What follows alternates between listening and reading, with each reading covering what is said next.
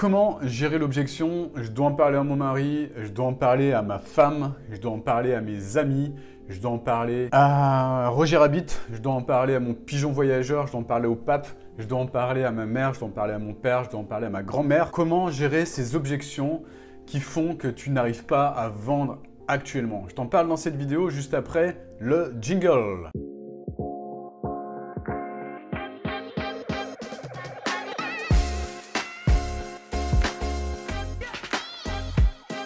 Alors comment gérer cette objection? Je peux pas te dire oui parce que je dois y réfléchir, je dois en parler à ma femme, je dois en parler à mon mari, je dois en parler à mes enfants, je dois en parler avec moi-même, je dois méditer, je dois faire ci, je dois faire ça.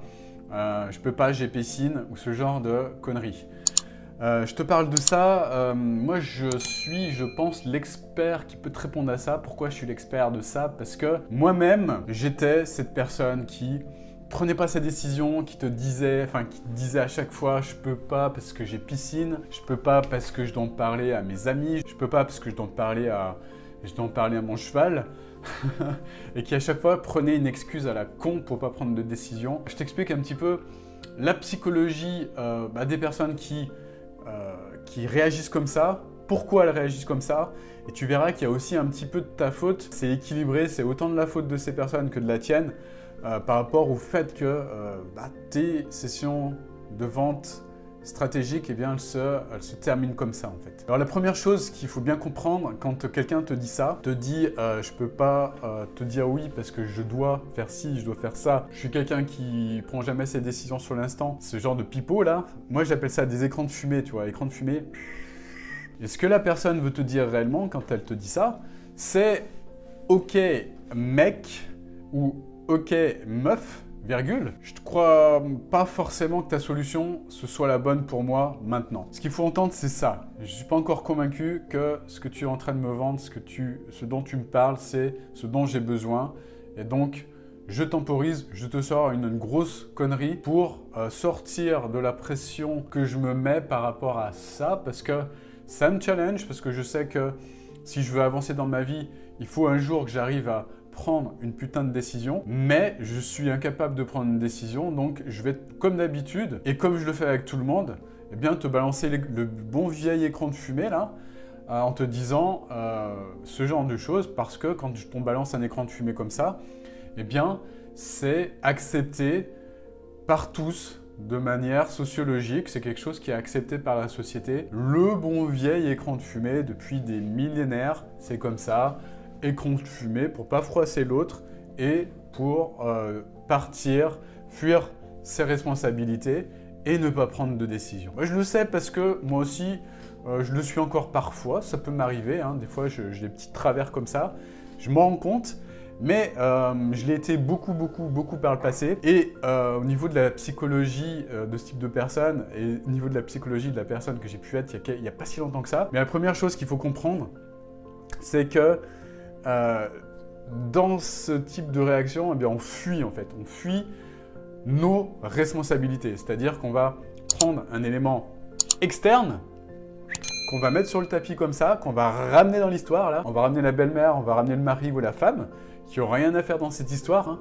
Mais on est d'accord. Mais on les prend quand même, on les ramène, et puis ça nous fait une bonne grosse excuse pour pas prendre de décision en fait. Du style, moi je prends jamais de décision seul, j'ai besoin de consulter mon mari, ou alors c'est mon mari qui gagne l'argent dans le foyer, et par conséquent je prends jamais de décision par moi-même. Ok, super, mais la vraie question c'est pas ça, c'est pas te dire le bon vieux truc que tout le monde accepte, c'est mon mari qui décide. La vraie question c'est à partir de quand est-ce que tu vas enfin prendre tes putains de responsabilités? À partir de quand est-ce que tu vas enfin prendre ta vie en main et ne pas dépendre d'une autre personne et ne pas dépendre de ton mari, de ta femme? Parce que ça arrive aussi, hein. Moi j'ai des personnes qui parfois me disent ah voilà, il va falloir que je vende ça à ma femme parce que ma femme elle est comptable et les comptables, c'est pas facile, hein. C'est elle qui tient les cordons de la bourse et tu vois ce que je veux dire? Oui, je vois très bien ce que tu veux dire.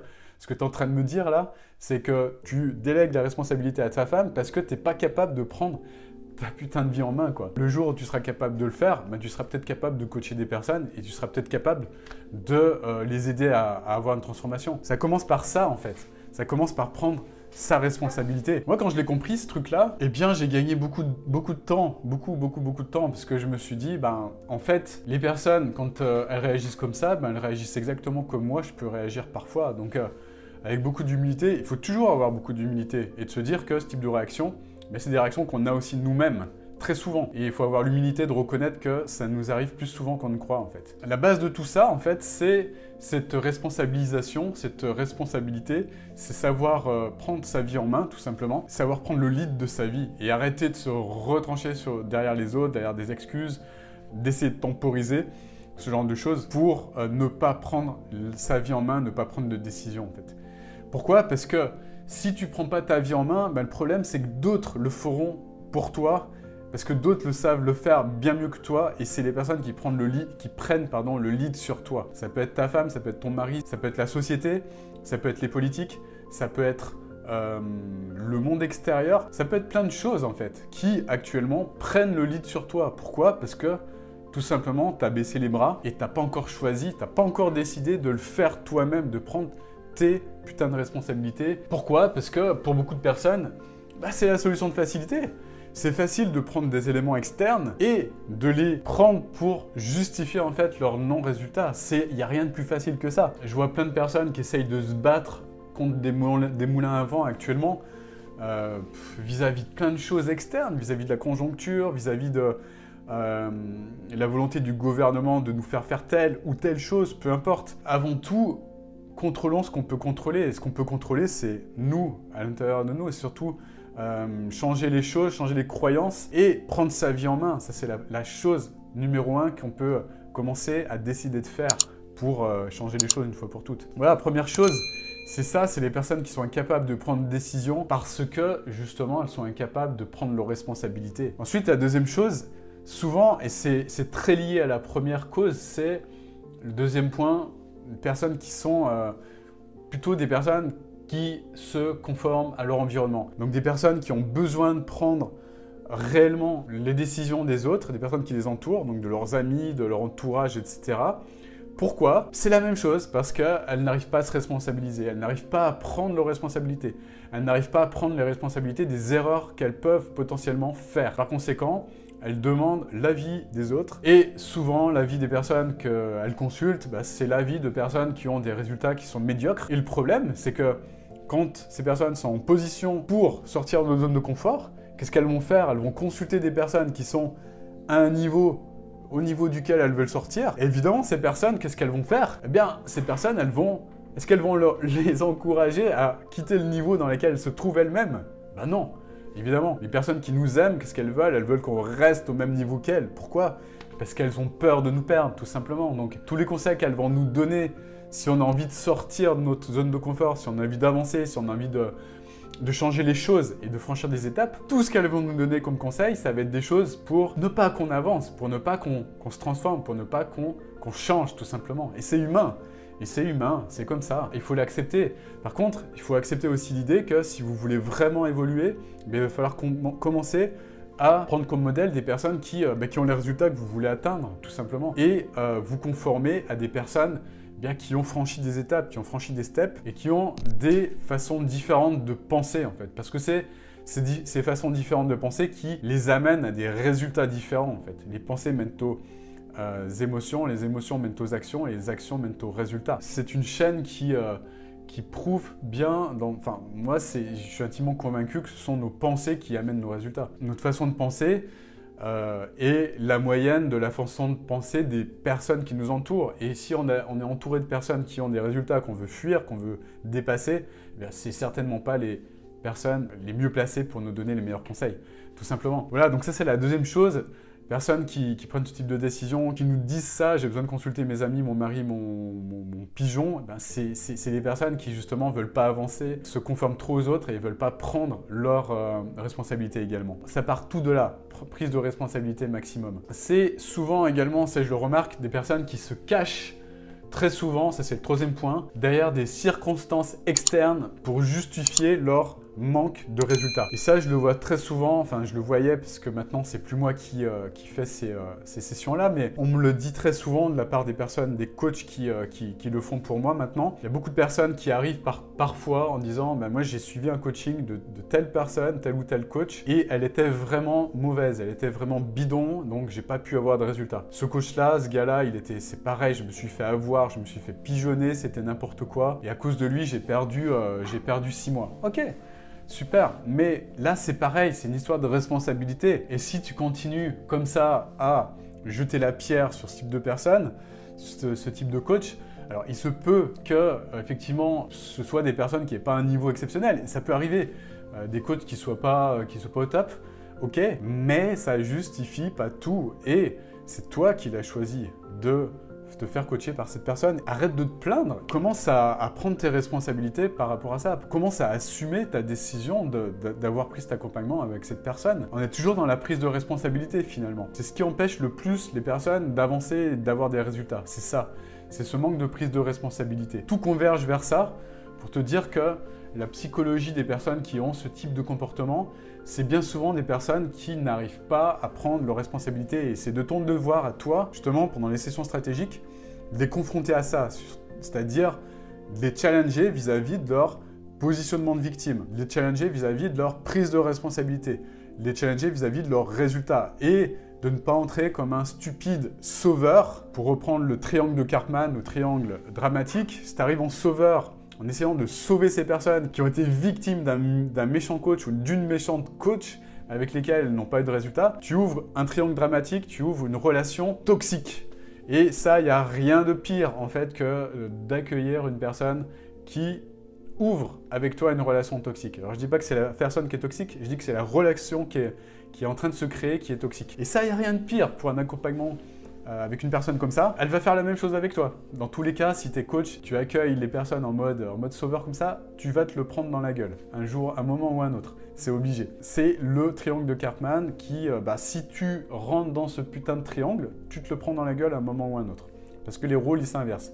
Mais je te laisserai regarder sur Internet pour avancer sur ce triangle de Karpman. Je pourrais t'en parler. Je ferai peut-être une vidéo là-dessus d'ailleurs. C'est une bonne idée, tiens. Donc, psychologie des personnes qui sont comme ça, tu vois, c'est principalement les 3 points que je t'ai donnés convergent pour prouver que ce sont des personnes qui ne prennent pas leurs responsabilités. Donc, c'est à toi seul de les challenger pendant ces sessions stratégiques. Et c'est aussi de ta responsabilité de le faire pour bien leur faire prendre conscience qu'elles ont affaire à quelqu'un de différent, c'est-à-dire un coach qui ne se laisse pas avoir, qui ne se laisse pas entourlouper, pas une brêle de coach qui arrive comme une excuse-moi du terme, mais j'en vois pas d'autre, comme une grosse brêle en entrant comme un imbécile ou comme une imbécile dans le triangle de Karpman et en créant une relation toxique. Parce qu'il n'y a rien de pire que ça. Il y a aussi le fait que quand ce type de personne arrive comme ça avec ce type de comportement, donc tu dois les challenger, tu dois leur faire comprendre en étant en position méta que leur comportement actuel, c'est exactement ce qui les empêche d'avoir des résultats actuellement, et que lorsqu'elles te disent « je dois en parler à un tel ou un tel, à Pierre-Paul ou Jacques, ou je dois temporiser, ou je te donne pas ma décision maintenant », eh bien c'est ce qui les handicape le plus actuellement au niveau de leurs résultats. C'est tout simplement ça. Le fait qu'elles sont incapables de prendre une décision. Donc c'est à toi aussi, et c'est de ta responsabilité de les aider pendant cette session stratégique à prendre la meilleure décision pour elles. Quand je te dis la meilleure décision pour elles, c'est la meilleure décision par rapport à ce qu'elles veulent réellement et au fond d'elles en fait. Parce que si tu les aides à prendre une décision en les manipulant, et si tu sais que elles n'ont pas le niveau pour le faire, si tu sais que ton accompagnement ne va pas les aider à atteindre le résultat, donc là, c'est pas bon, c'est de la manipulation, évidemment. Donc, ce que tu dois les aider à faire, c'est prendre la meilleure décision pour elles par rapport à là où elles en sont.